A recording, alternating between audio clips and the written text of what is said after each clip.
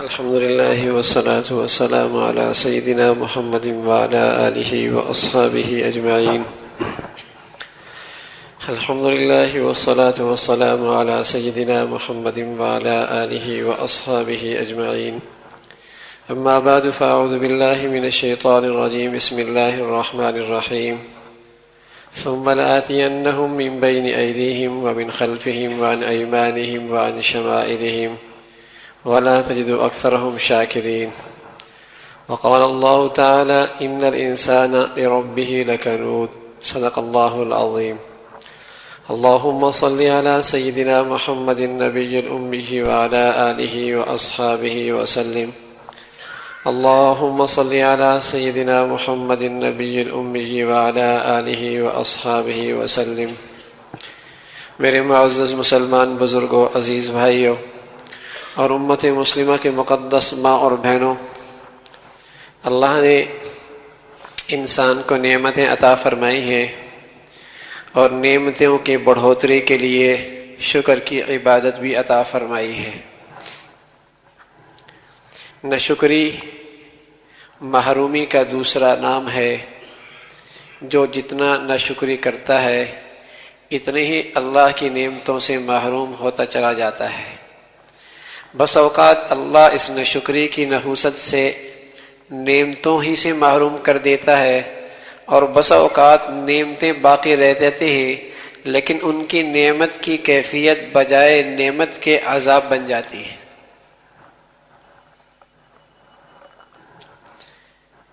اس لیے ناشکری، شکوہ، شکایت، نعمتوں کی ناقدری محرومی کا دوسرا نام ہے۔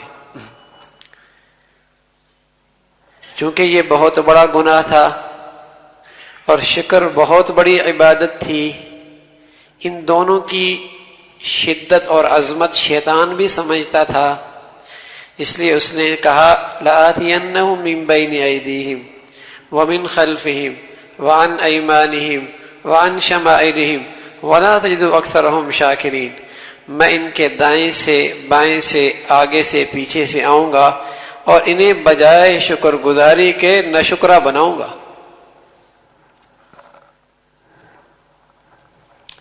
اللہ نے بھی شکایت یہی کی، وَقَلِيلٌ مِّنْ عِبَادِيَ الشَّكُورُ، بہت تھوڑے میرے بندے ہیں جو شکر بھی کرتے ہیں۔ حضرت عمر رضی اللہ تعالیٰ عنہ تشریف فرماتے، ایک شخص کہنے لگا اللہم اجعلنی من الاقللین، اللہ مجھے تھوڑوں میں بنا دے۔ حضرت عمر رضی اللہ تعالیٰ فرمایا یہ کیا کہا؟ وہ کہنے لگا وما آمن معہ الا قلیل، تھوڑی تو ایمان والے ہوتے ہیں۔ وقلیل من عبادی الشکور، شکر کرنے والے تھوڑی تو ہوتے ہیں۔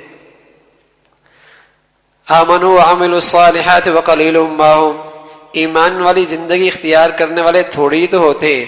حضرت عمر نے فرمایا صدقت، سچ کہا تو نے، صحیح دعا مانگی۔ اس لیے کہ اگر تو تھوڑوں میں آ گیا تو سب کچھ دولت تجھے مل گئی، ساری دولت تو نے اپنے پاس جمع کر لی۔ اس لیے پیارے نبی علیہ الصلوۃ والسلام فرمایا کرتے تھے اربع خصال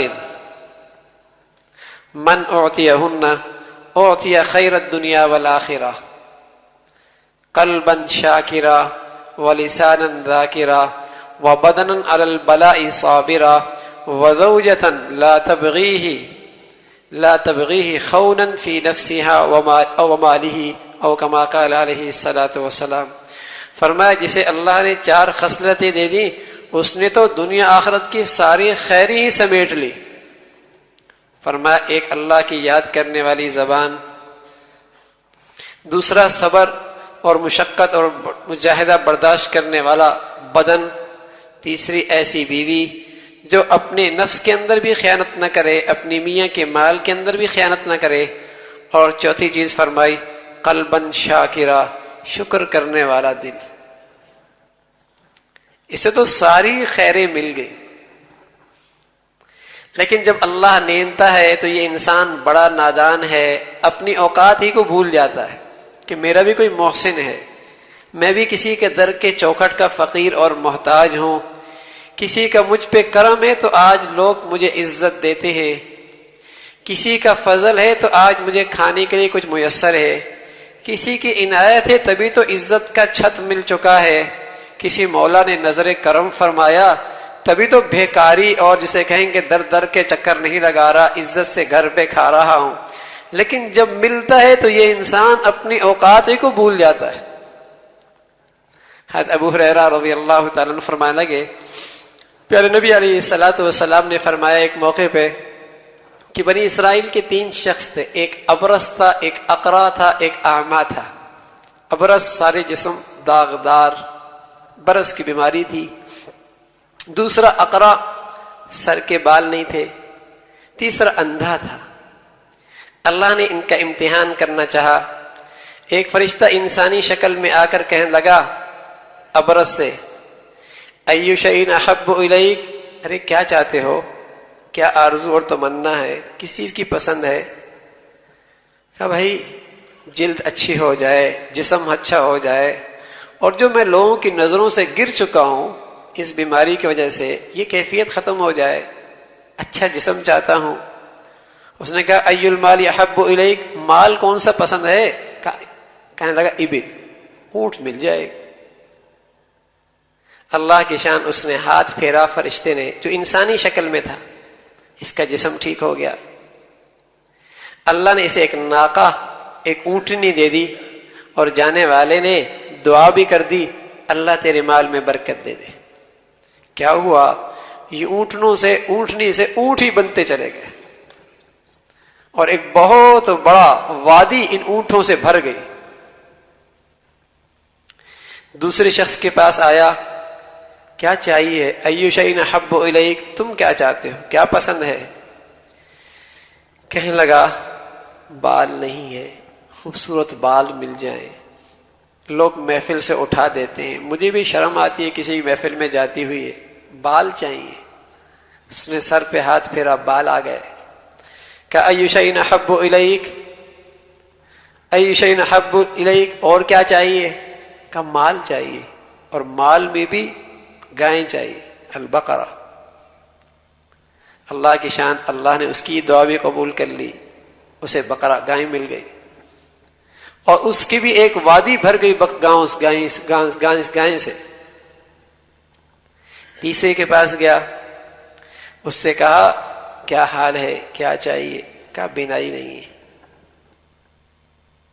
میں یہ چاہتا ہوں ان یردنی الی بصری، اللہ میری بینائی مجھے واپس کر دے۔ آنکھوں پہ ہاتھ مارا، بینائی واپس آ گئی۔ کیا چاہیے؟ غنم، بکریاں چاہیے، بکری مل گئی، اور بکریوں کا ریوڑ بنتے چلے گئے۔ اب انہیں اللہ نے اپنی نعمتوں سے سرفراز کیا، مال دے دیا، جسم دے دیا، صحت دے دی، جسم کی نعمتیں دے دی۔ اب امتحان لیا۔ رسول اللہ صلی اللہ علیہ وسلم ماضی کے قوم کے ان 3 اشخاص کے واقعات اپنی امت کو سنا گئے کہ میاں اپنے اوقات کو یاد رکھنا۔ تم کسی کے بندے ہو، کسی کا تم پہ فضل ہے، کسی کی عطا ہے، تو آج سر اٹھا کے چل رہے ہو، راستہ تمہیں نظر آ رہا ہے، ہاتھ سے کچھ پکڑ سکتے ہو، قدم تمہارے اٹھ رہے ہیں، دماغ تمہارا چل رہا ہے۔ کوئی ہے جس نے یہ ساری نعمتیں دے رکھی، نہ بھولنا اسے۔ ان الانسان لربہ لکنود، بڑا نہ شکر ہے یہ انسان، اپنے اوقات ہی بھول جاتا ہے، اپنے اوقات ہی بھول جاتا ہے کہ میں بھی کسی کا محتاج رہا ہوں، میں بھی کسی کا بندہ ہوں، کسی کے در سے میں بھی لیتا ہوں، بھول ہی جاتا ہے۔ اب وہ فرشتہ انسانی شکل میں پہلے والے کے پاس آیا، اس سے کہا میں مسافر ہوں، راستہ بھٹک گیا ہوں، زیادہ راہ ختم ہو چکا ہے، کچھ میری مدد کیجیے۔ ابرص، اس نے کہا میرے پاس کچھ نہیں۔ اس نے کہا تم وہی نہیں ہو، پہلے فقیر تھے، بیمار تھے، اللہ نے تمہیں مال دیا ہے۔ ڈانٹ کر کہا جا، میں تو خاندانی مالدار ہوں،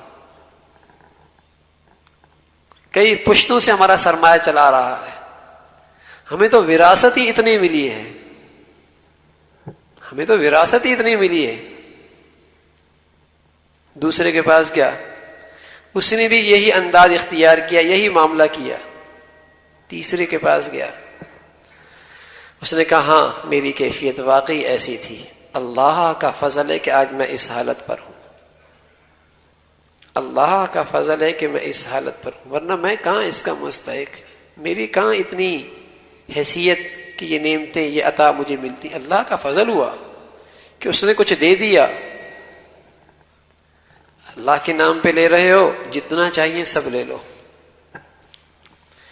اس نے کہا جو کچھ تمہارے پاس ہے اپنے پاس رکھو، ابتلی تم تینوں ساتھیوں کی آزمائش ہوئی تھی، لیکن فقد رضی اللہ عنک، تم نے تو اللہ کی رضا سمیٹ لی، فقد سخط صاحبیک، لیکن تیرے دوستوں نے اللہ کی ناراضگی سمیٹی۔ تو نے اللہ کی نعمتوں سے اللہ پا لیا، انہوں نے اللہ کی نعمتوں سے اللہ کی ناراضگی لے لی۔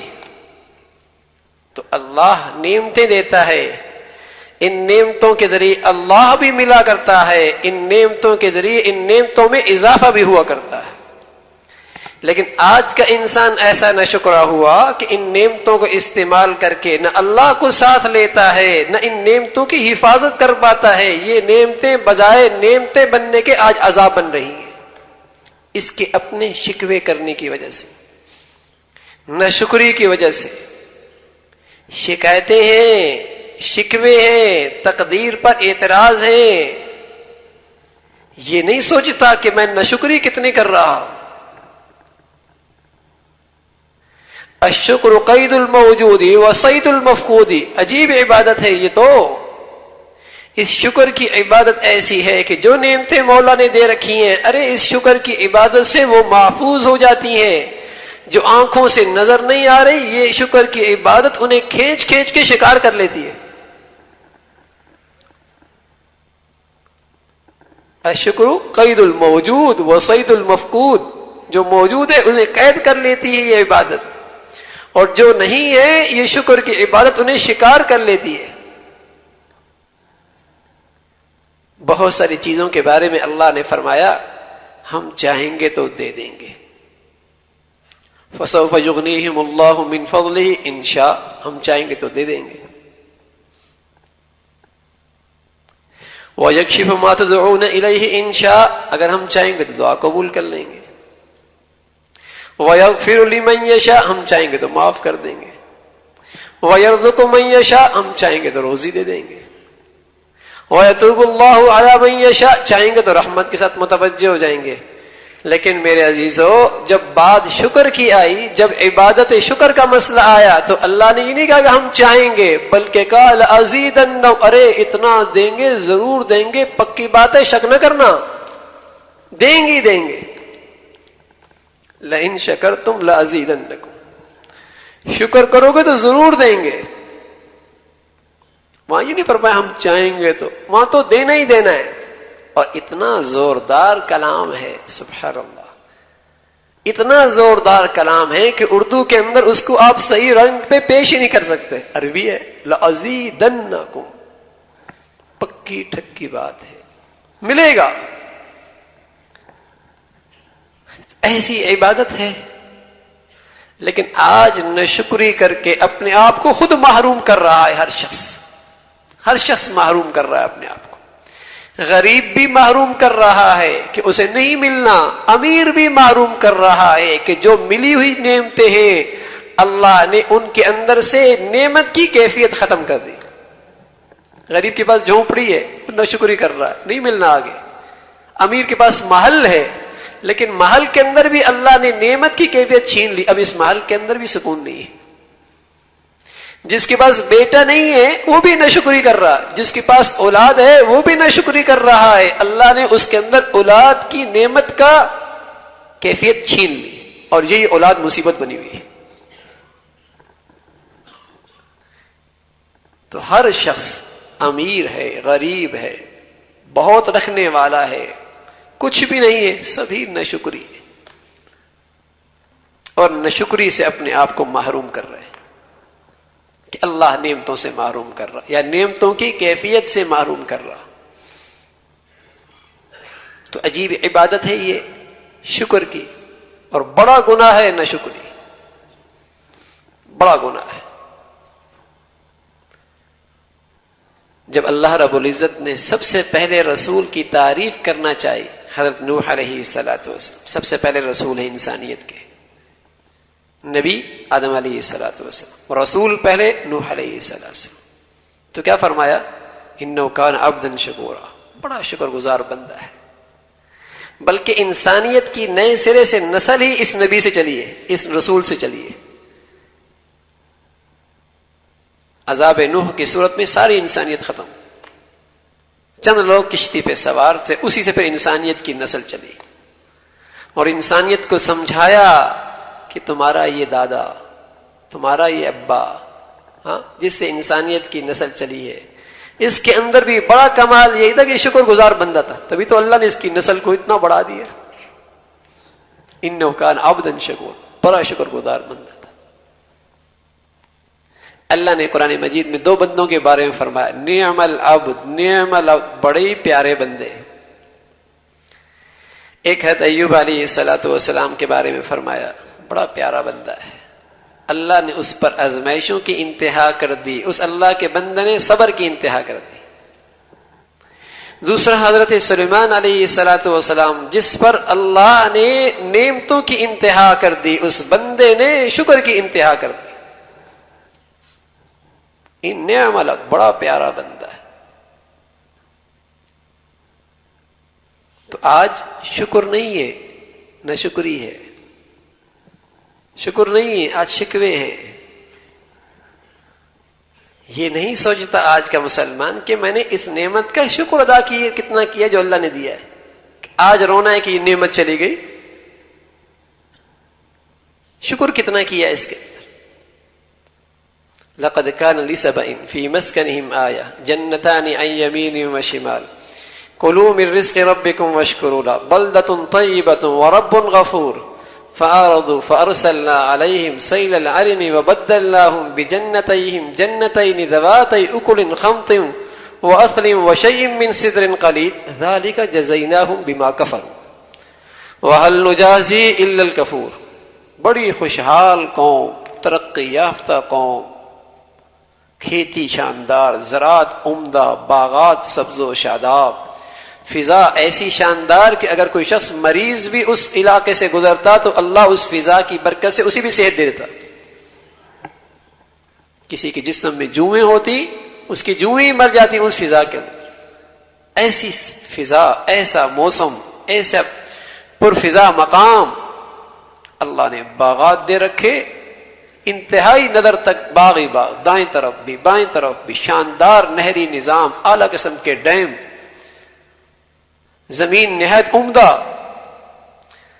سر پہ ٹوکرا لے کے چلتا، باغ کے اندر سے بغیر درخت کو ہاتھ لگائے پھلوں سے اس کا ٹوکرا بھر جاتا، ایسے پھلدار باغات۔ لیکن کیا ہوا؟